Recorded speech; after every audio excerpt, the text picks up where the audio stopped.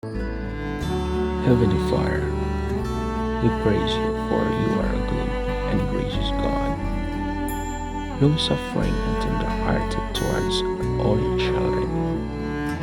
Thank you for your faithfulness towards us. Your never-failing promises to us is such a reassurance that you are the same yesterday, today, and forever. Thank you that we are a part of the body of Christ and that you have told us the end from the beginning. And thank you for all the promises are yes in Christ Jesus our Savior.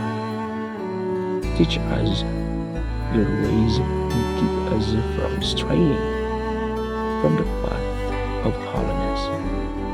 We praise you and thank you that in Christ we have a cleansed heart and that by your amazing grace we have indwelling Holy Spirit of life to guide us in all truth.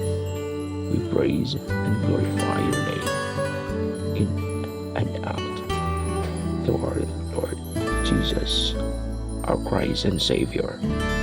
Amen.